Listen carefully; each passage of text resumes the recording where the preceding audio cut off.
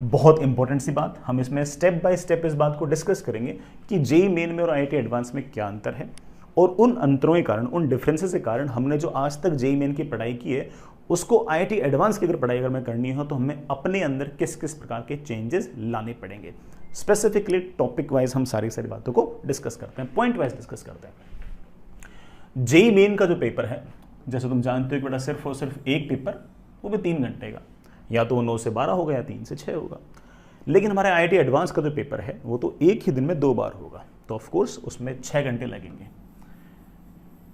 इसका मतलब यह भी हो गया कि आज तक ऐसा हो सकता था कि हम दिन में सिर्फ और सिर्फ एक बार 3 घंटे बैठते हो पढ़ने के लिए लगातार, लेकिन अब हमें हमारे टाइम टेबल को इस तरह से चेंज करना पड़ेगा कि हम दिन में कम से कम 2 बार 3-3 घंटे लगातार बैठें, और ख़ास तौर से 9 से 12 और 2 से 5 या 3 से 6, क्योंकि हमारे दिमाग को हमें ट्यून्ड करना है कि अब वो दिन में 3 घंटे लगातार नहीं बल्कि 3-3 घंटे 2 बार लगातार ढंग से बैठ सके, तभी हमारी बायोलॉजिकल क्लॉक उस हिसाब से ट्यून्ड होगी, तभी जाके हम मेंटली फिजिकली रेडी रहेंगे 6 घंटे का एग्जाम एक ही दिन में देने के लिए।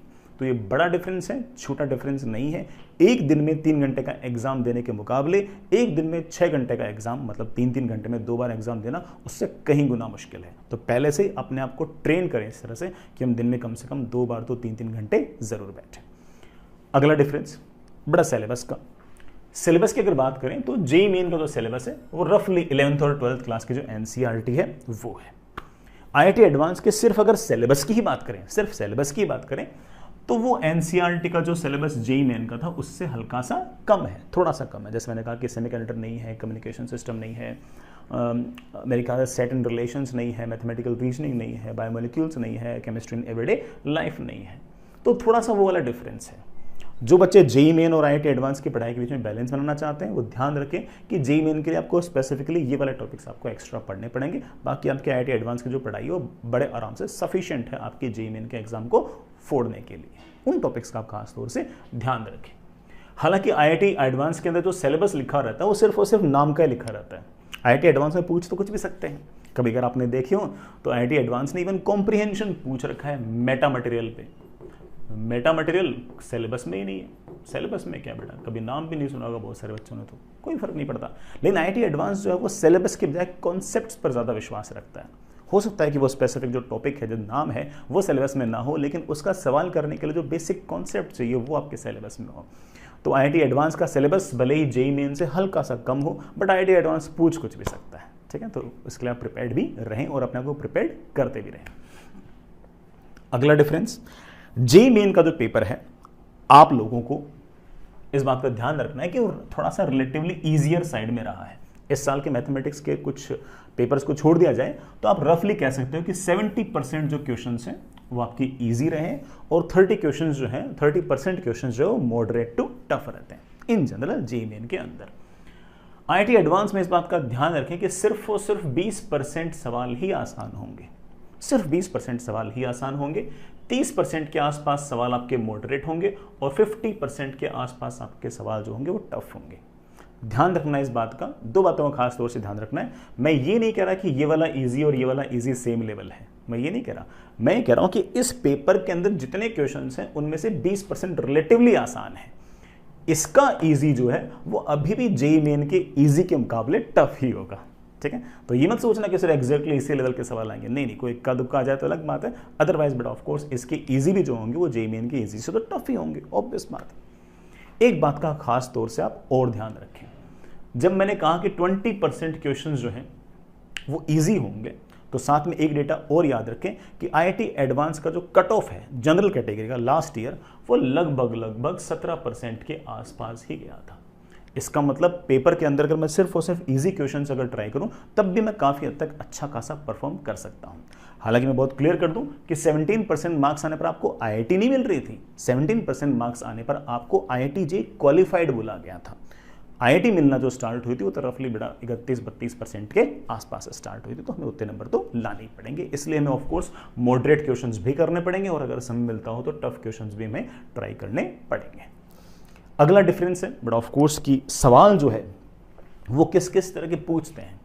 जेईई मेन के जो सवाल हैं वो बेसिक कॉन्सेप्ट पर बेस पूछते हैं, फॉर्मूला बेस्ड सवाल पूछते हैं, कोई बहुत ज़्यादा कॉम्प्लेक्सिटीज नहीं होती। आईआईटी एडवांस का जो सवाल होता है बेटा, ऑफ कोर्स उसके अंदर मल्टीपल फॉर्मूले, मल्टीपल कॉन्सेप्ट्स लगातार चेन के अंदर, सीरीज के अंदर लगा रखे होते हैं। जेईई मेन का जो एक सवाल होगा वो इन जनरल एक कॉन्सेप्ट या फिर एक फॉर्मूले से बन जाता है, लेकिन आईआईटी एडवांस का जो एक क्वेश्चन होगा वो एक फॉर्मूले से नहीं बनेगा। उसमें इससे इस गिवन इंफॉर्मेशन से ये निकाला, इससे ये निकाला, इससे ये निकाला, तब जाके आंसर आता है।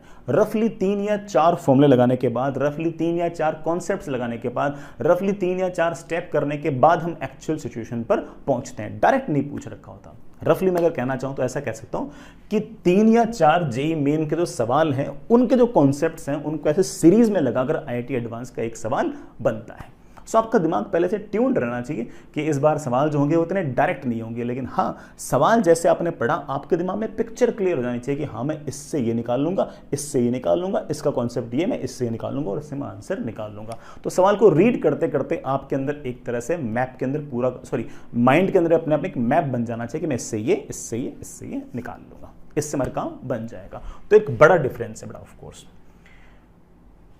जो हमारा जेईई मेन है उसमें सिर्फ और सिर्फ 2 ही तरह के क्वेश्चन पूछ रहे हैं, single choice question and integer type questions.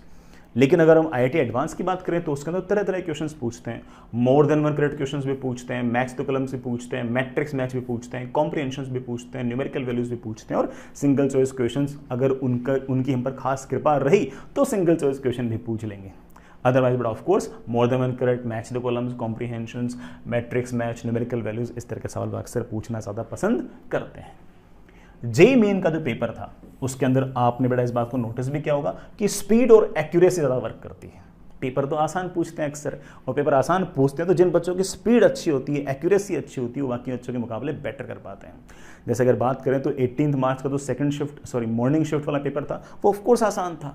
जिन बच्चों की स्पीड अच्छी थी, जिन बच्चों की एक्यूरेसी ज़्यादा थी, वो ऑफकोर्स उस ईजी पेपर के अंदर बाकी लोगों के मुकाबले 30-40 नंबर ज़्यादा ले आए, और ऑब्वियस बात है कि उनकी परसेंटाइल बाकी लोगों के मुकाबले काफ़ी अच्छी भी आई है।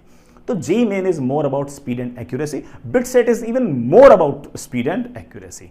बट आईआईटी एडवांस की अगर बात करें तो इनका जो मेन फोकस है वो इस बात पे है कि बच्चे की प्रॉब्लम सॉल्विंग स्किल्स बहुत अच्छी होनी चाहिए, और सवाल जो है उसको देखते ही वो इस बात का आइडिया लगा ले कि इसके अंदर एग्जैक्टली कौन सा कॉन्सेप्ट लगना है। जेईई मेन का सवाल देखकर इस बात का आइडिया लग जाता है कि इसमें ये वाला फॉर्मूला या फिर ये वाला कॉन्सेप्ट लग जाएगा। लेकिन आईआईटी एडवांस का जो सवाल है उसके अंदर कॉन्सेप्ट छुपा होता है, उसके अंदर फॉर्मूला छुपा होता है, आपको सोचना पड़ता है, दिमाग लगाना पड़ता है, आपको इस बात को इमेजिन करना पड़ता है कि इसके अंदर कौन से कॉन्सेप्ट छुपे हो सकते हैं, उन कॉन्सेप्ट्स को एक्सट्रैक्ट करना होता है और तब जाके आप सवाल कर पाते हैं। और अगर आपको ऐसा लगे कि आपने उस सवाल के कॉन्सेप्ट को एक्सट्रैक्ट नहीं कर पा रहे हो तो कोई बात नहीं, उसको लीव कर दीजिए, आप अगले सवाल पे मूव कर जाइए।